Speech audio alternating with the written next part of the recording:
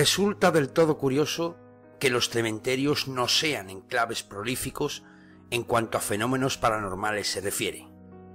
Si damos lógica a estas cosas del más allá y hacemos caso de la teoría que defiende que los fantasmas se aparecen en lugares donde han ocurrido muertes trágicas, el interior de los cementerios no suele ser el ámbito en el que se produzcan acontecimientos luctuosos. En ellos descansan los cuerpos, envoltorios vacíos, mientras que sus espíritus se manifiestan allá donde fallecieron. El exterior de los camposantos ya es otra cosa. Por desgracia, en demasiadas ocasiones sus tapias han sido teñidas por la sangre de los fusilados. Por norma general, los cementerios suelen ser lugares tranquilos. No quiere decir esto que no susurren historias de fantasmas o que no posean leyendas sobrenaturales de algún tipo, azuzadas antaño por la presencia de los fuegos fatuos. Fuegos fatuos en realidad que no parecen ser otra cosa más que una reacción química que inflama fugazmente los gases de la putrefacción. Pero como digo, los cementerios no se libran del todo de presencias fantasmales. En el cementerio de San Miguel, en Málaga, situado en Fuente Olletas, cuentan, entre otras muchas leyendas, que se aparecía o se aparece el espíritu de la escritora James Bowles, fallecida en la ciudad de Málaga en 1973. En Denia, Alicante, en la playa de Marineta Casiana, un pequeño cementerio de los ingleses es engullido por la maleza. Al menos así estaba hace más de una década, y se oyen los lamentos de los marineros de la fragata Guadalupe, que naufragara en 1799, aunque posiblemente allí solo descanse el niño Reginald Rankin, para quienes sus padres levantaron el cementerio. Y en Cádiz, porque también en Cádiz tuvieron su cementerio inglés, cerrado a finales de los 70 y transformado tiempo después en la plaza pública, hay quien asegura haber visto el espectro de un monje sentado sobre uno de sus árboles. ¿Cuántas veces has pasado al lado de un cementerio y lo has mirado de reojo para después apartar la mirada? ¿Cuántas veces, en medio de una noche, no has podido evitar pensar en todas las cosas que podrían estar ocurriendo en él? Al ser humano le atrae lo desconocido, lo esotérico, esas historias en las que los muertos se camuflan entre los vivos y mandan señales confusas, violentas, extrañas. Las llevamos escuchando desde pequeños y son muchos los que desean comprobar si realmente son ciertas. Hoy, en compañía de Raúl Casini, vamos a conocer algunas leyendas de las que vuelan alrededor de uno de esos lugares sagrados. Hoy hablaremos del cementerio de San Miguel de Málaga. Buenas noches y sed bienvenidos a Arcadia Zona 51.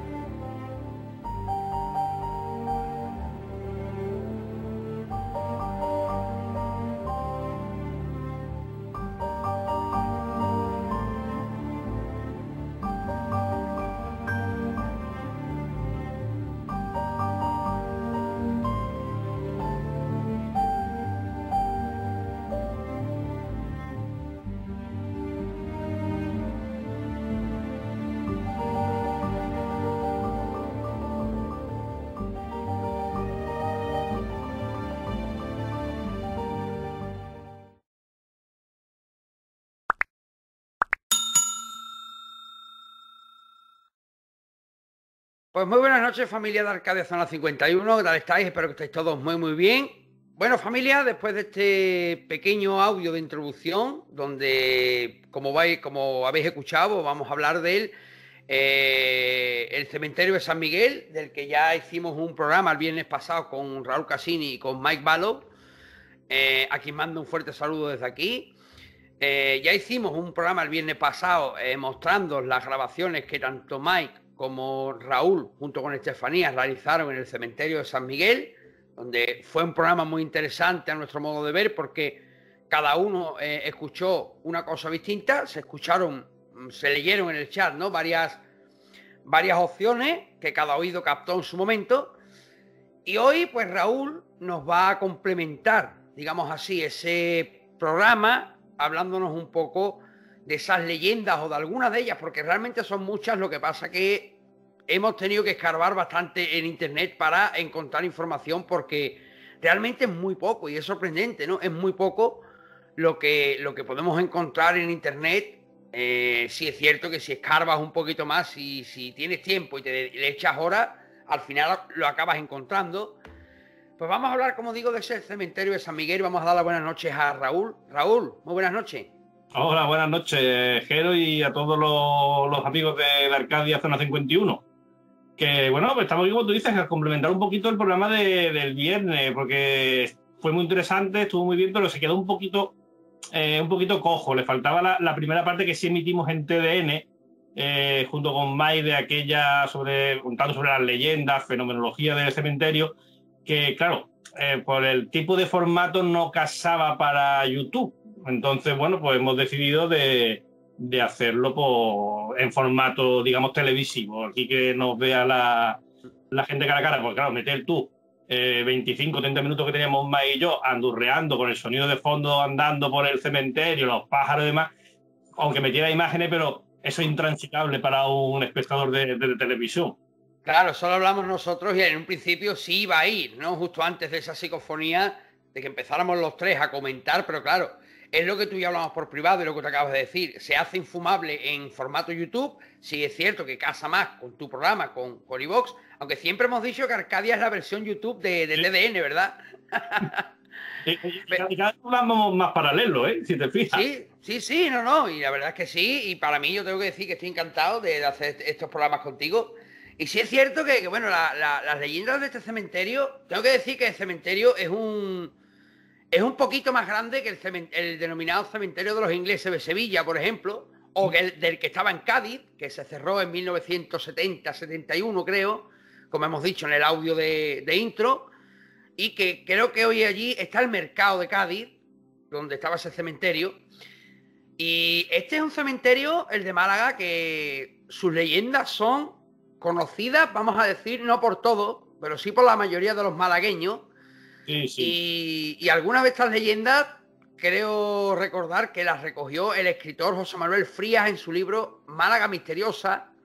Sí, si mal no recuerdo más, sí, el amigo Frías, pues sí que he recogido varias. Hay que decir, para los que no son de Málaga, no hay que confundir, porque tú has dicho el cementerio inglés, no hay que confundir el cementerio histórico de San Miguel con el cementerio inglés, que, ojo, ya te invito en próximos programas, en breve, cuando tú quieras, o la semana que viene, hablamos sobre el cementerio inglés, porque es otro programa que Mike y yo tenemos preparado para grabar in situ allí, igual que el de San Miguel, pero no nos está siendo posible porque el cementerio inglés tiene un horario espectacular.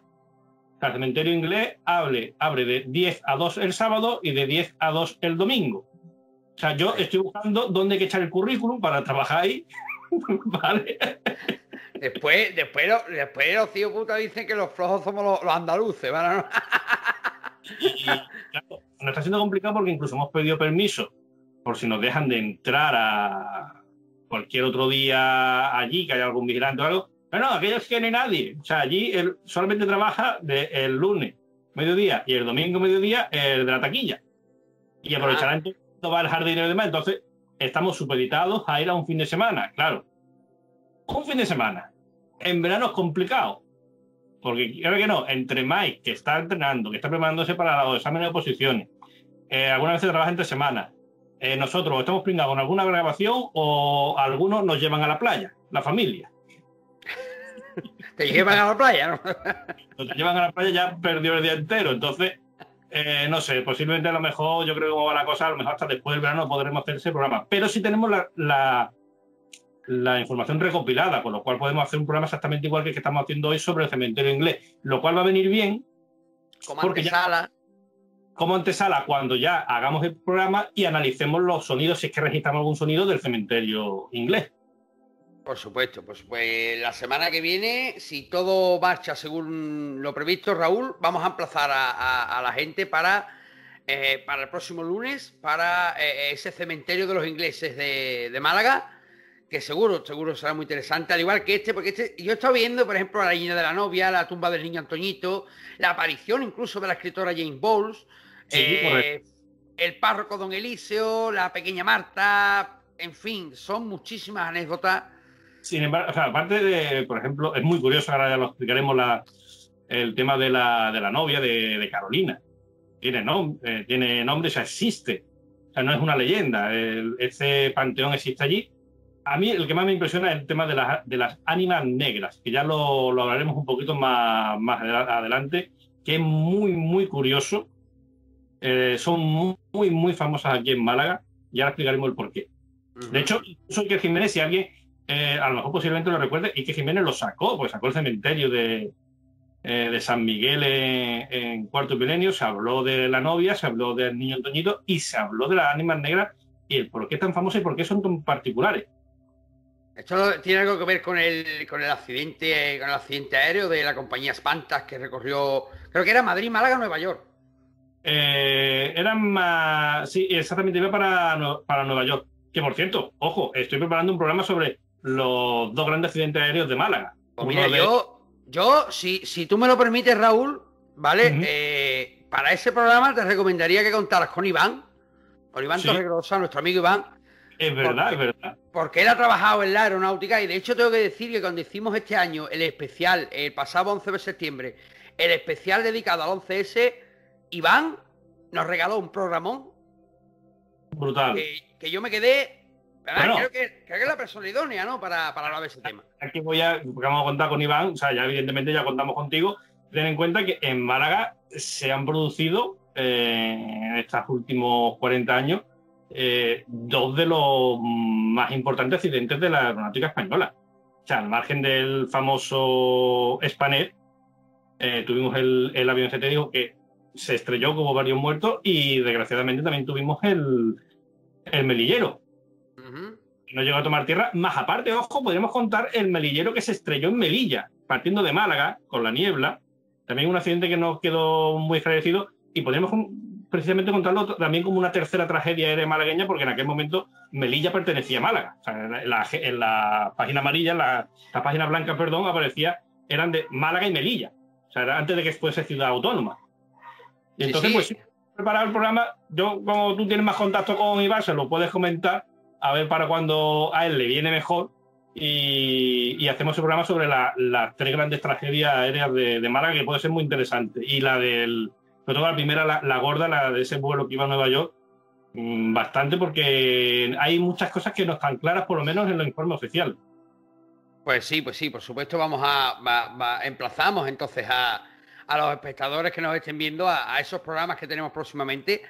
Yo los emplazo de momento al próximo lunes. Bueno, este viernes tengo que decir que vamos a tener a David de Plano 7, que nos vamos a seguir con esos oficios mágicos. Y a las 9:30 David nos va a hablar de ese programa que le tenemos prometido a la audiencia, Exorcistas Ambulantes. Casi nada. Casi nada. Y nos va a sorprender porque tanto Raúl como yo vamos a dejar que David se explaye y que nos cuente y que nos sorprenda, porque la última vez nos dejó boquiabiertos a los dos y yo creo que esta vez será igual. Me gusta de grabar con David no prepararme el tema, o sea, y que él vaya soltando y nosotros poniendo las caras así. Bueno, vamos a meternos en faena con ese cementerio histórico de San Miguel en Málaga, que es cementerio que tiene muchísima leyenda. Vamos con esa primera. ¿Qué nos has traído en primer lugar, Raúl? Pues mira, si quieres podemos hablar en principio como te digo, del niño Antoñito, que es uno de los más famosos. Un niño que murió muy joven, según parece que cuenta, fue de cáncer, dicen de leucemia. Y bueno, pues se ha hecho famoso porque en su tumba, ojo, su tumba ya no está en el cementerio de San Miguel. Ya fue trasladado, creo que fue al cementerio, a Parcemasa, al cementerio grande. Ya, digamos, el municipal de Málaga. No se sabe exactamente, me imagino su familia sí, pero a voz populi no se sabe cuál es su tumba allí. Sin embargo, sí permanece el sitio de Antoñito en San Miguel y se ha convertido en una zona de peregrinación. O sea, ahí pues van pues chicas o mujeres embarazadas a hacer su ofrenda para que el niño salga bien. Familias que tienen a su hijo, a un nieto, a un sobrino que lo tienen enfermo, especialmente con temas cáncer y demás, van a hacer allí las ofrendas. Incluso se dice que hay mujeres que con dificultades para quedarse embarazadas y van allí también a hacer su ofrenda para poder quedarse encinta. Ojo, aquí la ofrenda no estamos hablando de flores. Aquí la ofrenda estamos hablando de pequeños juguetes, pequeña golosina, incluso refresco, zumo. Se dice, se rumorea por los mentideros que hay incluso quien ha visto cómo colocaba la golosina y conforme se iba retirando iba viendo cómo el envoltorio se iba cerrando. O incluso que se daba una vuelta y al poco pues el refresco estaba por la mitad o el zumo estaba vacío. Eso ya entra un poco dentro del imaginario de cada uno, creerlo o no. Lo que sí es cierto que la tumba de Antoñito es un sitio muy emblemático de este cementerio histórico de San Miguel, muy emblemático de Málaga, muy conocido y, como decimos, lugar de peregrinaje. Que hay que decir que este cementerio, que es cementerio histórico, como no está gestionado íntegramente por el ayuntamiento ya, sino también hay otra fundación detrás, pues te puedes enterrar allí, ya si quieres. O sea, se han construido nichos nuevos y tú dices, bueno, pues, ¿por qué no? Voy a pasar yo a la otra vida aquí al lado de grandes familias como los Welling o los famosísimos Heredia. Los Y Heredia. pasar a la posteridad con los grandes de Málaga. Según tengo yo apuntado por aquí, Raúl, la primera persona que se hace eco de los incidentes, vamos a decir incidentes, ¿no? O de la existencia del niño Antoñito, es un señor pues, encargado de la capilla del cementerio, José Fernández, tengo yo por aquí apuntado, que en noviembre de 1985, tras tener la necesidad de pasar algunas noches en el interior de la capilla, pues por lo visto dice que una de las noches oye el lamento de un niño y que al prestar atención, esto según su declaración oficial, oye al niño llamar a su madre, mamá, mamá. Entonces, siguió los nichos y a la mañana siguiente, por lo visto, al consultar los registros, descubrió que en aquel nicho reposaban los restos de un niño que falleció, como tú bien has dicho, a la temprana edad de 2 años, Antoñito, ¿no? Y bueno, es muy curioso porque por lo que se ve, pues se produce a distintas horas del día, o sea, no solo por la noche. Hay quien dice que lo ha escuchado incluso de día. Y hay incluso quien dice que ha visto la pequeña silueta de un niño corretear y perderse detrás de alguna cripta, de alguna tumba. O sea, vamos más allá, ya empezamos con temas de apariciones. Hombre, sí que es cierto, tal como decimos en la intro del vídeo, a ver, normalmente se dice que las apariciones, los fenómenos paranormales, fenómenos extraños, yo es que eso de llamarlos fenómenos paranormal, tiene que estar relacionados con este tipo de casos, ¿no? De fantasmas, de psicofonía. Un fenómeno paranormal es todo aquello que la ciencia no puede explicar, ya sea en cualquier rama, ¿no? Da igual que sea medicina, da igual que sea, yo qué sé, aeronáutica. Si se produce un fenómeno que la ciencia no puede explicar, ya es un fenómeno paranormal, porque no tiene explicación. Con los ovnis pasa lo mismo. Si está en el cielo y no lo conoces, ya es un ovni. Y lo mismo lo has fabricado tú. Pero bueno. O es una entidad viva, como nuestro amigo Gerard defiende. Y una teoría, la verdad, que es bastante interesante. Exactamente, por ejemplo. Pues con esto me pasa lo mismo. Pero bueno, vamos a decir que los fenómenos paranormales están relacionados con fantasmas. Vale, de acuerdo. Se dice que los cementerios no son, si nos atendemos a la lógica, los cementerios no son los lugares más idóneos para que se produzcan este tipo de fenómenos. Puesto sí, que en principio no es un sitio, digamos, donde haya especial impregnación, se pone.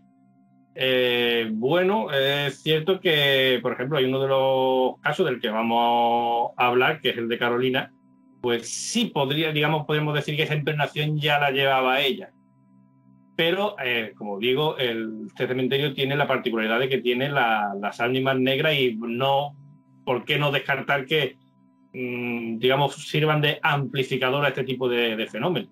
Exactamente. No, ya digo, ya por ejemplo, ya hablamos del exterior del cementerio, ya es otra cosa, porque sí es cierto que en sus tapias, pues muchísimas personas han sido fusiladas en la guerra civil y bueno, pues sí, ya... O sea, pero... Ahí estabas tú, que yo no le identificaba ese sonido y tú decías que era como el recargar de una ametralladora. Sí, porque hay algunos que decían que era un Mauser, en el programa del viernes, un fusil Mauser. Eso ya es afinar, ¿eh? Sí, y ahí incluso se decía que era las ametralladoras antiaéreas, los cañones las baterías antiaéreas que se cargaban tirando de la llave hacia atrás, del cerrojo hacia atrás, y se escuchaba un crack, crack, y que era igual. O sea, si nos atenemos a esa lógica de los fusilamientos en las tapias de los cementerios, tendría sentido, ¿no? Entre comillas, que se escuchara este tipo de... Que debo decirte que esa grabación sí está hecha justo, ya lo he dicho, lo acabo de recordar, o sea, no es que me quiera yo tirar el pisto, ni mucho menos, o sea, yo lo he hecho en la parte central, igual que en la zona donde se escuchaba decantar, estaba al lado de los Heredia, oh. Y pues ese sonido de la recarga, que es cuando yo le digo al gato, oye, yo te conozco. Pues resulta que efectivamente estábamos al lado de las tumbas y de los mausoleos que estaban ya pegados a la valla del lado derecho del cementerio, o sea que poco a poco pues parece ser que las cosas pues parece que van cuadrando. Raúl, vamos con el siguiente. Aquí está enterrada una escritora que es Jane Bowles. Jane Bowles, correcto. Que vivió en Málaga y se enterró allí. Sí, y la misma fundación que llevaba al cementerio y fueron los que hicieron porque se conociera que Jane Bowles estaba allí enterrada. Jane Bowles, la tumba tiene una losa de mármol negro que, si mal no recuerdo, pesa 1.500 kilos. Está apareciendo en pantalla para que la gente lo vea mientras tú hablas. Recordemos que ahí también pillamos nosotros una grabación. Sí, que le dices tú a Estefanía, dicen que 1.500 kilos pesa la losa. Después parecía escucharse como con cuidado o cuidado. En esa zona, bueno, y Jane Bowles, bueno, pues en una de sus, parece ser, de sus reuniones conmemorativas que se hacían allí, no recuerdo exactamente la fecha, pero de repente, de las personas que había, ven un poco retirado una figura muy menuda, como era Jane Bowles, vestida de negro, que está mirando al grupo y a la tumba fijamente. Cuando caen en la cuenta, se fijan en ella, esta figura corre, desaparece detrás de una cripta en una esquina y no se vuelve a saber de ella. Hay muchos que estaban allí que la reconocieron como la propia Jane Bowles, como digo, una figura menuda, pequeña, y es cierto que parece ser que no es la primera vez que se la vio, sino que se la ha seguido viendo más veces, esa figura pequeña que cuando intenta seguirla con la vista, pues se acaba perdiendo detrás de algún recoveco. Lo curioso del caso, Raúl, es que a casi todos los testigos que han llegado a hablar y a dar su testimonio acerca de este hecho, dicen que siempre coincide en que siempre era el 4 de mayo. ¿Y qué tiene de especial el 4 de mayo? Porque es la fecha de la muerte de la escritora estadounidense Jane Bowles. Y tengo que decir que la imagen que se ha visto en pantalla de la losa, esa losa es nueva, entre comillas, porque la tumba se rehabilitó, por lo visto. Pues con el paso de los años, pues al parecer estuvo muy estropeada. Y esta losa negra que estáis viendo en pantalla otra vez, esa losa es nueva, como digo, porque la tumba se rehabilitó. Claro, ¿qué pasa? Un personaje de la talla de la estadounidense Jane Bowles, pues obviamente hay que cuidarlo, ¿no? Ya quisieran, ojalá todos los ayuntamientos y todas las asociaciones pusieran, ¿no?, la misma atención. Que sí, porque yo he visto cada tumba de escritores, músicos, poetas, etcétera, que eso da penita verlo, ¿eh? Eso da... Eso, y como digo, pues cada testigo dice que el 4 de mayo es cuando se ha producido el avistamiento de esta supuesta figura que ellos relacionan con Jane Bowles. Sí, correcto. Lo que sí quiero aprovechar, y es que, bueno, los espectadores de Málaga o municipios cercanos a Málaga o algún espectador que sea de más lejos y venga aquí a Málaga, lo invito a que se pase por el cementerio, porque el cementerio, bueno, pues la entrada es totalmente gratuita, no es como el cementerio inglés, ojo, que sí que tienes que pagar. Aquí como está medio subvencionado por el ayuntamiento, pues no hay problema, la entrada es gratuita, como digo, cualquiera puede solicitar un nicho ahí.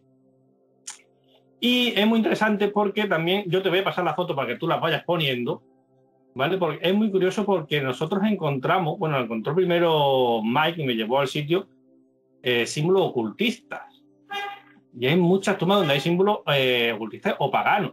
Por ejemplo, en un mausoleo pequeño anexo, no digo que se hace canónico, sino que es anexo al de los famosos Heredia, los grandes caciques en su época de Málaga, pues resulta que en ese mausoleo, arriba, hay un ojo que todo lo ve, un ojo Illuminati, tal cual.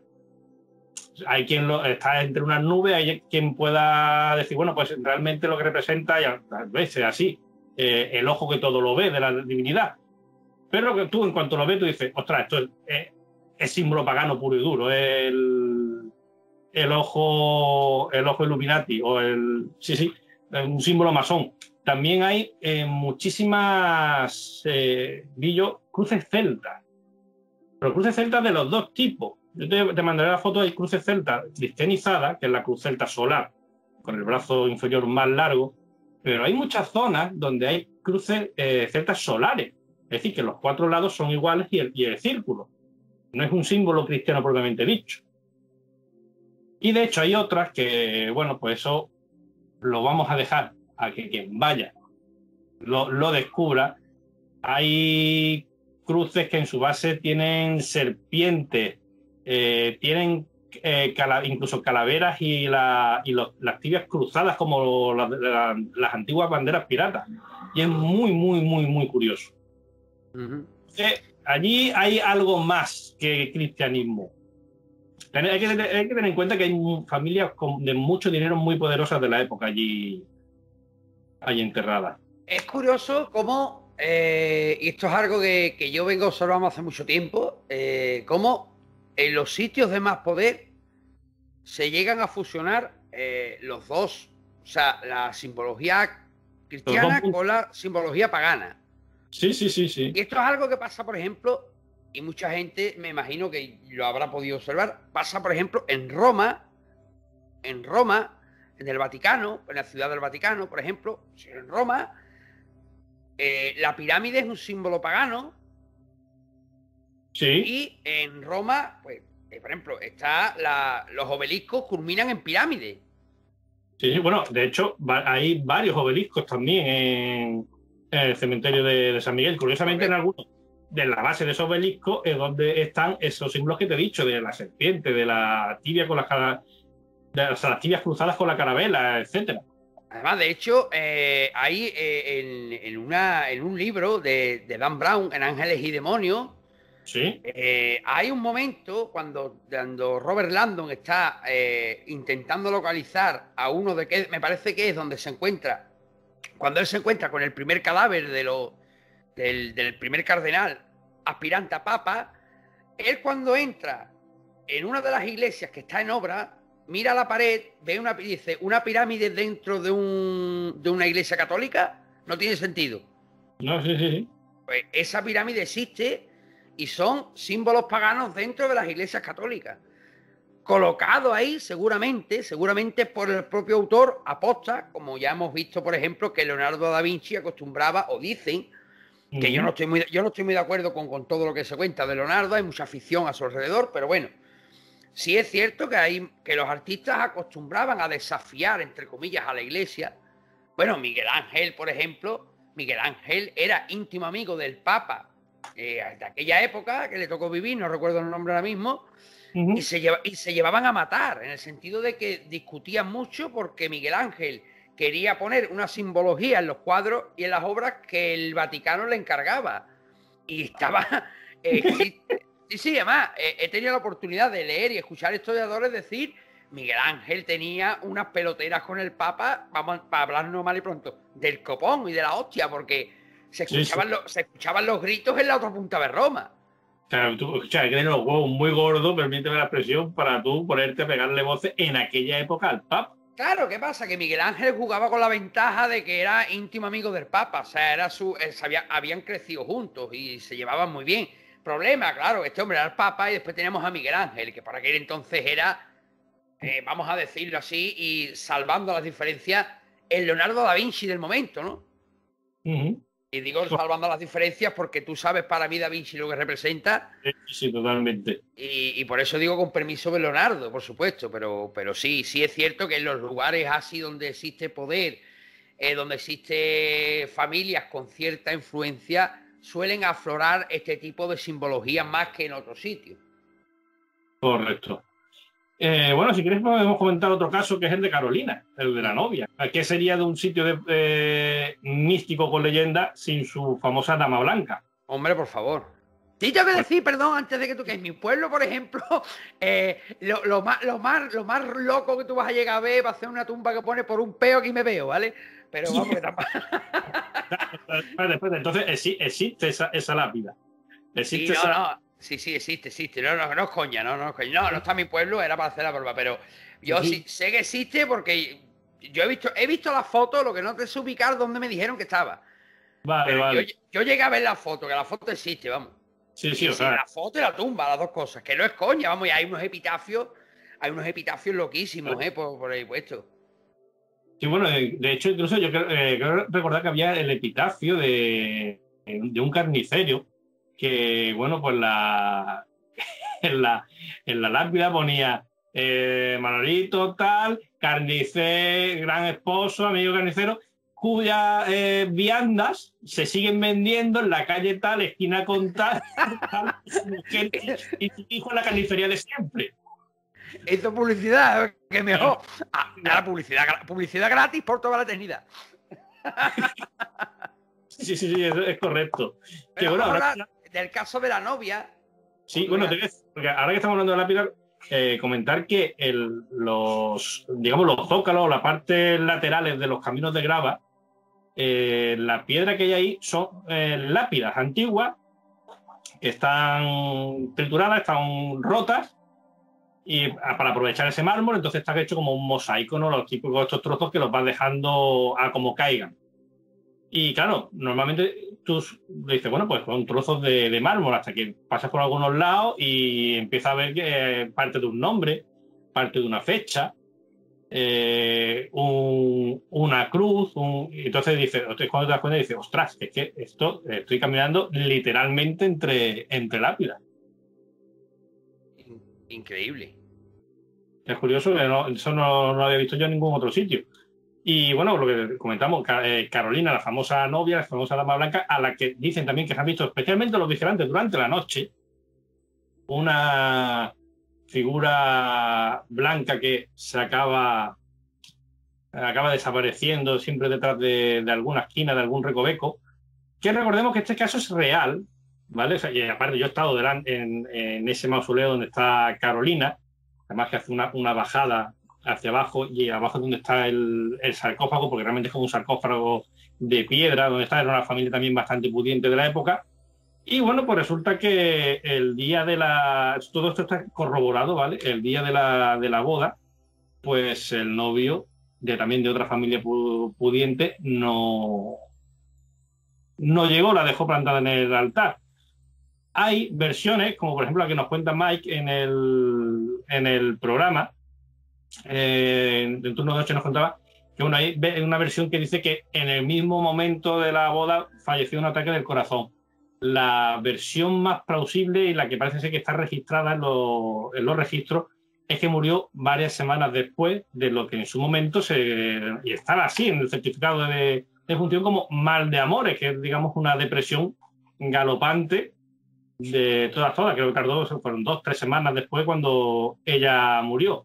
Curioso es que, según parece, una semana después, o muy poco después de que ella falleciera, falleció el que hubiese sido su marido, quien la dejó plantada en el altar.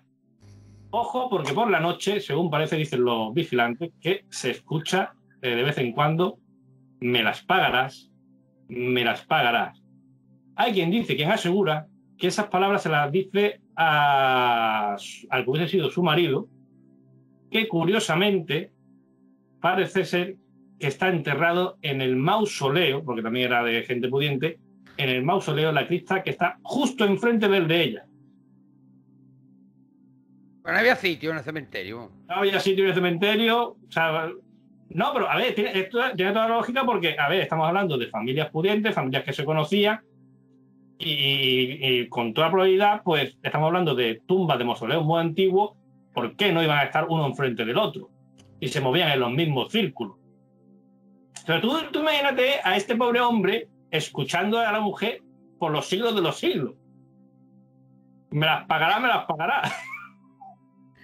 Yo tengo que decir que José Manuel Frías, en su libro, como hemos mencionado anteriormente, Málaga Misteriosa, él afirma que habla que la familia de la fallecida negó que el fallecimiento de la chica tuviera algo que ver vinculado a lo que él llama el mal de amores, ¿no? O sea, que son muchas versiones, pero él dice que tras investigar con la familia y tal, pues se llegó a la conclusión de que no tuvo nada que ver el tema de que el novio la dejara plantada. Si es verdad o no. Eso, y ojo, porque yo si mal no recuerdo, no soy yo de nadie, pero quiero recordar que en su momento en el programa de Kestimani, que a ver, que eso es tan fácil como tirar de hemeroteca, pero quiero recordar que él estuvo allí hablando sobre el cementerio de San Miguel y creo que él fue de los que defendió de que había sido por el tema de Maldemor, entonces no sé por qué se desdice después. No, además lo he podido ver en varios sitios y pone, según José Manuel Frías en su libro Málaga Misteriosa, lo tengo por aquí apuntado, la familia de la fallecida negó que el fallecimiento de esta estuviese vinculado a una granulia pulmonar originada por un mal de amores, entre comillas, debido a, efectivamente, como tú has dicho, a que su novio la deja plantada en el altar. Pero bueno, ahí queda. Lo cierto es que ojo, no vayamos a quedarse con nosotros, José Manuel Frías, porque a lo mejor esto es lo que dice la familia, pero José Manuel a lo mejor opina otra cosa, que también puede ser. La familia puede. Yo te digo lo que aparece, según por lo visto, aparece en el certificado de defunción. Claro, yo te puedo decir a ti, por ejemplo, oye, es que fulanito me dice una cosa, pero yo creo que es esto. O claro. No, por ese estilo. Te estoy dando las dos versiones. Sí, Obviamente, la familia, date cuenta, la época, en aquella época, no recuerdo en qué año falleció. En el 28, ¿no? Creo que 28, 29 creo que falleció, sí, finales de los años 20. En aquella época, el hecho de que te dejaran plantada en el altar estaba muy mal visto.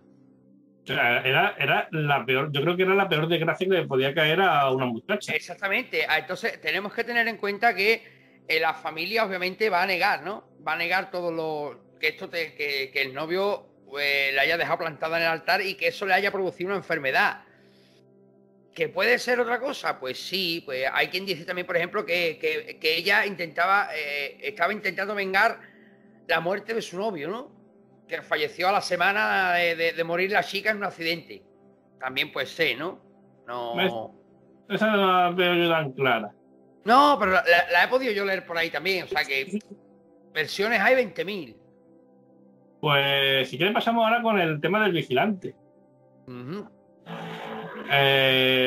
son ni uno ni dos los vigilantes que han rotado por allí, ¿vale? Tengo que decir que hay, o sea, la empresa de seguridad que lleva aquello, o quien instaló en su momento, pues sabe que hay puntos de control, cada X tiempo el vigilante tiene que hacer la ronda y con su tarjeta o pulsando el botón para que se sepa que él realmente ha hecho la ronda y nos ha tirado toda la noche viendo Netflix y la ganita. Sí, tocamos de los huevos, hablando mal y pronto. Exactamente. Bueno, pues no sé exactamente qué maquiavélicamente diseñada única y exclusivamente para el mal, ¿vale? Nosotros no hemos sido. Dijo que los puntos de control había que instalarlo dentro de ciertas criptas. O sea, tú no tienes bastante con hacer la ronda por un cementerio, tú no tienes bastante con a las 3 de la mañana andar entre las tumbas en un sitio con más de una y de dos leyendas, como estamos comentando aquí, sino que tienes que entrar en ciertas criptas y darle el botón para decir, aquí he estado yo. O sea, hay que ser un poco hijo puta. No, un poco no. Hay que ser mucho. Mucho. Bueno, pues tenemos la historia de este vigilante, que es cierta, que es real. No se ponen mucho de acuerdo a versiones sobre si llevaba una semana, incluso la primera noche. Es más plausible la de la primera noche, el primer turno. Que bueno, pues está allí y lo típico, pues llama a la mujer para decirle, mira, pues tal, aquí estamos echando la primera noche, bien. En esto que de repente la comunicación parece cortarse y se escucha ese sonido de interferencia al otro lado del teléfono. Él casi no se da cuenta, se lo dice la mujer cuando dice, oye, te escucho, ¿qué ha pasado? Se ha cortado y dice, pues no me he dado cuenta. Sigue hablando y al poco vuelve a cortarse. Ahí sí él percibe, sí él escucha ese de interferencia y una voz que no muy amablemente le dice, te espero dentro. ¡Hostia! Ahora ves quién entra ahí ahora, Guillo. Este hombre, pues no se le ocurre otra cosa que decirle a su mujer, no te preocupes, que en 5 minutos estoy allí, en la casa. Juega, llama a la central y por lo visto, incluso es posible que ojalá nos esté viendo y pueda confirmarnos o desmentirnos o darnos los datos realmente de lo que allí ocurrió. Y llama a la central y dice que me voy. Claro, otro teléfono dice, ¿cómo que te vas? Que me voy a mi casa, que mande a otro. No, hombre, que me voy. Que tiene 5 minutos para mandar aquí a alguien. Que me voy de aquí, que no... y se fue de allí. Ya nunca más quiso saber del cementerio. Hombre, es lógico, ¿no? Es lógico. Sí, hablando que esto es muy reciente, ¿eh? No tenemos que ir a pues, 1918. Si alguien, por favor, puede hacerle llegar, si no nos está viendo este señor, si alguien puede hacerle llegar el vídeo a este señor y que se ponga en contacto con Raúl o conmigo, sería ya maravilloso. Invitamos a que salga, que se siente aquí con nosotros y nosotros lo vamos a creer, de entrada lo vamos a creer, eso ya se lo decimos. No estamos, es que mucha gente se piensa que, claro, es que hay gente dentro de lo que se mal llama, porque yo ya, cierto es que Arcadia nunca ha estado muy vinculado con el mundo del misterio en sí, ¿no? Yo he sido siempre más de hacer lo que me gusta, de historia, de curiosidades, por ejemplo, ahora se ha dado la ocasión de tratar este tipo de fenómenos, ¿vale? Y gracias a Arcadia y a YouTube, pues he podido conocer a gente del mundo del misterio como David, como Mario de Ada, como Marian González, como Chiri, como Raúl, como Mike, pero bueno, hay mucha gente que se está dedicando a burlarse, o se dedica a burlarse de la gente que dice que ha tenido este tipo de experiencia. No, yo te puedo decir que no es el caso nuestro, no es el caso mío, porque si yo un día te empiezo a contar cosas mías off the record, lo mismo hasta dices, yo ya con este no grabo más. Está loco del coño. Está igual a la cabeza. ¿Vale? No, yo te quiero también. Y Guillermo sí sabe algo de la última reunión que tuvimos, si le conté cosas. Yo te creo y si algún día tenemos la oportunidad de tomarnos algo en persona, te contaré por qué te creo. Vale. Lo que sí es cierto que lo que a mí me llama, y esto no tiene nada que ver con el tema, es un misterio, ya que has hecho tú el ruidito de la radio. A ver, en pleno siglo XX que estamos. Sí. Que podemos ir a la Luna, supuestamente, podemos ir a Marte, tenemos robots en Marte, podemos hacer una videollamada, tú en Málaga, yo en Extremadura. ¿Por qué cojones la radio esta de los walkies sigue sonando? ¿Por qué sigue sonando así? O sea, ¿por qué? Porque son analógicas. Bueno, ya las nuevas, por ejemplo, las pocas que quedan, o sea, ya normalmente Policía Nacional, creo que en la mayoría de ciudades, por ejemplo en Málaga ya, Policía Local y Protección Civil, ¿vale? Yo cuando estaba en Protección Civil sí éramos analógicos y ya parece ser que no, que ya va por digital. ¡Ojo! Que tiene su ventaja e inconveniente. La ventaja es la comunicación mucho más rápida, mucho más limpia, mucho más clara, pero tiene su inconveniente. Que si pasa algo, porque es realmente en línea telefónica, si se van las comunicaciones, se va la comunicación digital. Es decir, en un caso de un apagón digital, otro programa que tenemos pendiente, tú y yo, muy interesante, si se van las comunicaciones, lo único que va a funcionar van a ser las comunicaciones analógicas, tal que de toda la vida. Que yo recuerdo... De hecho, siguen llevando todavía, llevan los dos. Llevan Ya los no, dos. no, El analógico lo siguen llevando aquí. Lo siguen llevando por si acaso. claro, es que es vital en el momento de una caída de las comunicaciones. Yo recuerdo en Málaga, en las inundaciones de 1989, las famosísimas inundaciones del 89, Málaga de punta en punta sacó 1,5 metros de agua. Pues, aparte, era una época en la que no había, efectivamente, no había telefonía móvil, estaba el teléfono fijo, pero aún así se habría caído todo. Lo que salvó y lo que mantuvo comunicación y sirvió también para coordinar y ayudar a policías, bomberos y demás fueron los radioaficionados, que en aquella época abundaban muchísimo, y los taxistas, porque no dependían de línea telefónica. Claro. Raúl, un caso que yo he podido leer del cementerio, vamos a poner a meternos en faena, porque Raúl y yo nos ponemos a hablar y... Sí, nos pasa como pasa con Román. Cuando dice, vamos a hablar de tal película, y al final hablamos de esa película, de películas que no tienen nada que ver con esa película, de libros, spoilers de otras películas, pero bueno, es a donde nos lleva la conversación. Realmente claro. Es un colega. Por eso, exactamente, que es lo que nos ha gustado siempre hacer aquí en el canal, ¿no? Y bueno, ya aviso a la gente que estamos preparando un programita con Román y con Guillermo muy, muy interesante, que ya os iremos dando datos, no vamos a decir nada, para que os quedéis ahí pero os va a gustar mucho. Raúl, como digo, hay un caso que me ha llamado la atención en el cementerio, que es el caso de la pequeña Marta, la niña Marta, que es una niña que falleció también con 2 o 3 añitos en un accidente de coche, y en su tumba dicen que también se podían encontrar juguetes, pero que sobre todo llama la atención que lo que se encontraba eran cartas de personas pidiendo que por favor solucionara sus problemas de pareja, ya que se pensaba, o no se sabe por qué, no lo he podido llegar a encontrar, pues se pensaba que esta niña podía ayudar, ¿no?, a las parejas a arreglar sus problemas, ¿no? Sí. Pues claro, yo me podía marcar el pecho y decirte, sí, lo recuerdo perfectamente, pero la verdad es que no.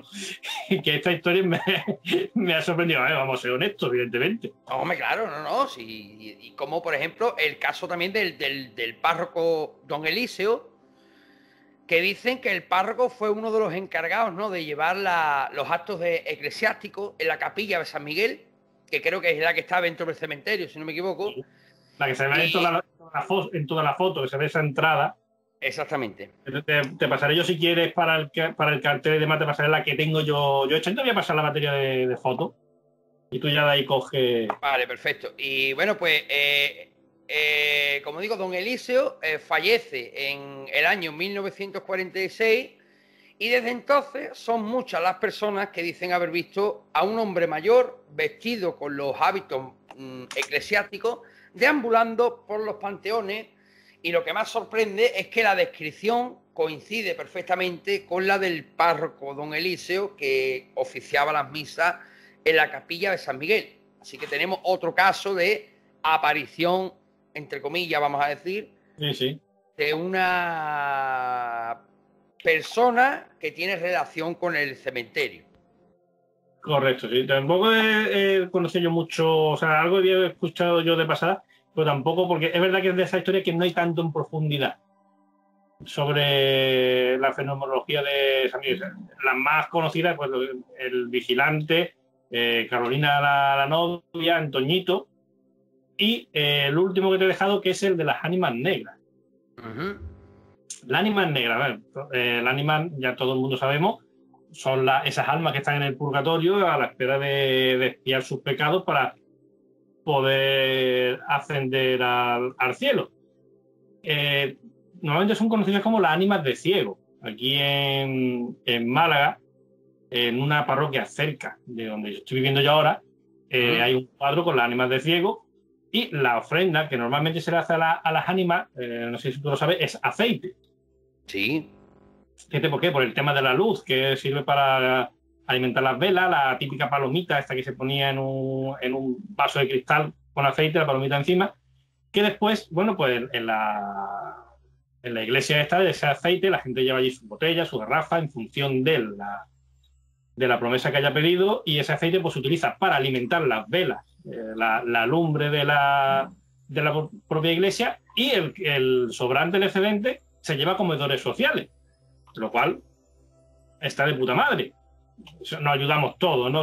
La iglesia puede mantener las velas encendidas, los comedores sociales tienen con qué hacer de comer y, bueno, pues si a ti encima te benefician o te conceden esa gracia, las ánimas de ciego, estupendo.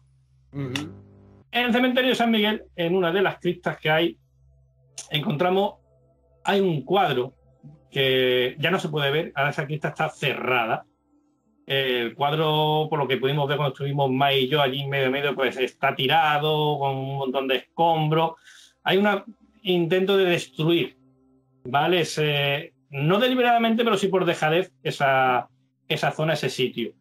Porque allí está el único cuadro, la única representación que se conoce, o por lo menos que yo conozco, y mucha gente que ha hablado, la única que se conoce, de las ánimas negras. Las ánimas negras tienen una particularidad, y es que, según dicen, y algo hay, porque no es normal la devoción que hay a esas ánimas negras, cumplen lo que tú le pides, pero para los dos lados. Es decir, tú les puedes pedir para hacer el bien o para hacer el mal. Es la particularidad que tienen estas ánimas negras. ¿Vale? Y evidentemente, bueno, pues la ofrenda es el aceite. Ojo, las ánimas negras, si no, o sea, ellas te van a proporcionar, te van a dar la gracia de eso que tú le has pedido. Pero piden que tú cumplas con ellas. Y si no cumple esa promesa o en función de lo que tú le hayas pedido, la ofrenda que le has dado no la consideran lo suficientemente buena, que sepas que van a ir a perturbarte. Y a perturbarte me refiero a vas a notar que te falta el aire, vas a notar como que te vigilan, sombra, hay quien dice. Y bueno, dice, y eso sí lo he escuchado yo de primera mano, de visitarlo en la cama, o sea, de notar que le falta el aire momentos antes de despertarse, hasta que no han ido a terminar de cumplir esa promesa, no se le ha pasado de darle golpes en el cabecero de la cama. Y evidentemente, ¿cuál es la ofrenda para estas ánimas negras? Igualmente es aceite. Hay un problema, y ahora que claro, como quieren destruir, digamos, esa zona por dejadez, lo cual me parece absolutamente increíble, no lo entiendo. El por qué, porque es a peor, porque claro, tú no puedes acceder ahora a la cripta donde está, la cripta hay una verja de hierro, que por cierto en esa puerta una de las psicofonías, que es cuando le digo a Estefanía, no te acerques que hay una vela, y se escucha de fondo, ¡cuidado! No sé si, bueno, unos lo escuchábamos, otros no, pues eso allí detrás había una escalerilla que era así, ¿vale? Eso no se puede entrar, pero la gente sigue llevando aceite. ¿Qué ocurre? Que en vez de dejar el aceite como se dejaba antes, de una forma limpia, como se deja al ánimas de ciego, aquí en esta iglesia de cerca de donde yo estoy viviendo ahora, dejar la garrafa, dejar la botella, la gente vierte el aceite con todo el inconveniente que tiene eso. Inconveniente peligro que conlleva, claro, para... Claro, entonces tú vas a ir allí y de hecho nosotros yo las 2 veces que he estado, cuando estuve con Mike, nos vimos como 2 familias iban allí y cuando nosotros iban a verter aceite, pues después estaban las manchas de aceite. Y de hecho cuando nosotros llegamos, alguien ya había estado ya poco tiempo antes porque había botellones de aceite fresco. O sea, la gente se ve que lo tira con mucho cuidado para que caiga todo el aceite dentro, resbale por esa escalera por la que nadie baja ya. Pero dentro de cabe también se la juega un poco porque está totalmente prohibido, además lo pone allí, hacer ofrendas de aceite. Hay cámaras de seguridad que están enfocando la zona, pero en realidad nadie que sepamos, nadie toma represalias, pues tampoco que te van a buscar después por echar 2 litros de aceite. Claro. O sea, es una tontería. O sea, yo creo que es un error por parte del ayuntamiento, un error por parte de la fundación histórica que gestiona este cementerio, sumir en la dejadez esa cripta, sumir en la dejadez ese cuadro de la ánimas negras, en vez de a lo mejor, pues, ¿por qué no utilizarlo más como reclamo? Si la gente va a ir igual. Claro. Y la gente va a ir a hacer la ofrenda igual. arréglalo, Claro. restaura el cuadro, ponlo en un sitio adecuado, en condiciones, y quien quiera dejar la ofrenda, que la deje, porque no lo vas a poder impedir. Y la gente que quiera dejar la ofrenda lo deje de una forma limpia, responsable, que deje su botella, que deje sus 2 garrafas de 5 litros en función de lo que haya pedido. Y ese aceite, pues igual que se hace en la parroquia de aquí cercana, pues lo mismo, se puede utilizar bien para la lumbre la vela de ese sitio, de esa crista, y cederlo después el excedente, que va a ser muchísimos litros, por ejemplo, a comedores sociales. O Correcto. sea, no entiendo el por qué dejar morir o intentar dejar morir, porque realmente, o sea, las ánimas negras siguen estando más vivas que nunca, te digo, es que tú solamente tienes que estar allí y en una hora vas a ver como mínimo una persona va a ir allí. Mínimo. Mínimo, en una hora que tú estés por allí. Porque con nosotros cuando estuve con Estefanía, cuando haciendo la grabación de psicofonía, cuando nos estábamos yendo, nos cruzamos con una muchacha que iba, en su bolsa llevaba se le transparentaba una botella de aceite. De hecho, ya nos quedamos por allí viéndola de lejos y cuando se fue nos marchamos y ya estaban allí las manchas de aceite al Se lado de la ha, hija. se ha tenido, es que te lo tengo que preguntar, Raúl, ¿se ha tenido constancia de que en este panteón, vamos a decirlo así, se haya utilizado para rituales, digamos, satánicos, ¿no? Por decirlo así? No, que yo sepa no. Aparte porque pertenece a una cofradía. Sí, no, pero tú sabes que normalmente hay determinados, aunque bueno, ya tuvimos aquí a Teresa Porqueras, ¿no? La autora del libro Yo Satanista. Es que no necesitas, con la ánima negra, tú no necesitas realizar un ritual satánico.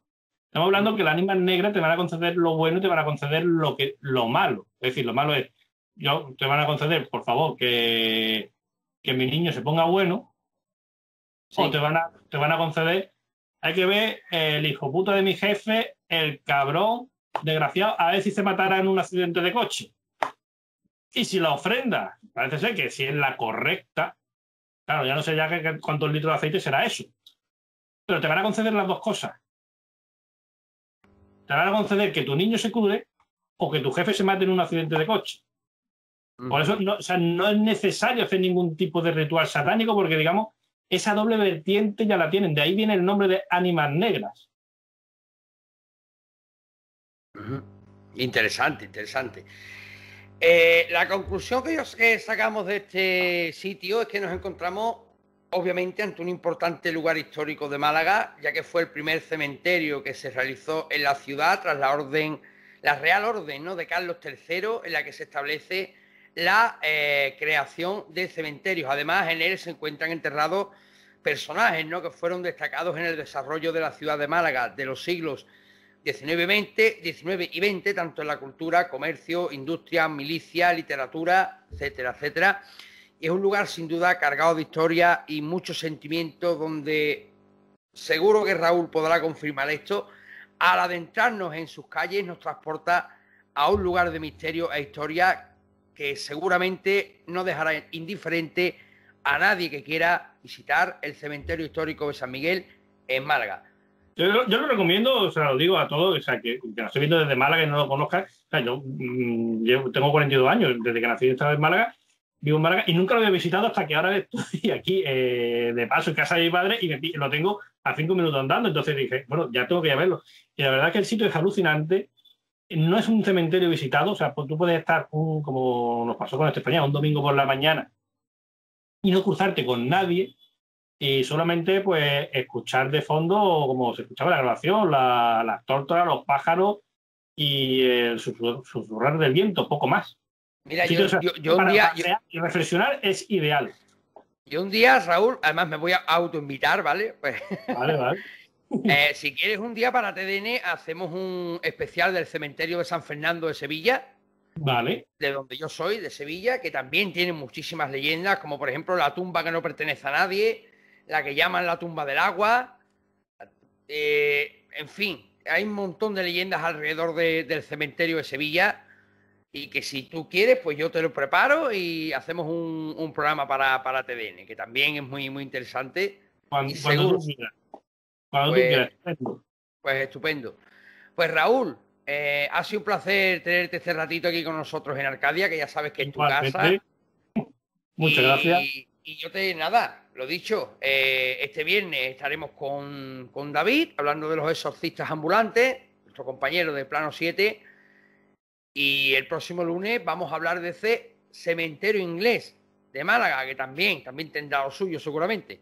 Sí, sí, sí, sí. Hay no tanta historia, pero sí es muy interesante la intrahistoria de dónde viene el cementerio de San Miguel, el por qué se construye y la leyenda del guardián del cementerio. Estupendo. Pues familia, nos vemos el próximo viernes a las 9:30 de la noche con Raúl Casini para hablar con David de Plano 7 acerca de esos oficios mágicos y los exorcistas ambulantes. Raúl, buenas noches. Un placer, buenas noches. Buenas noches, familia.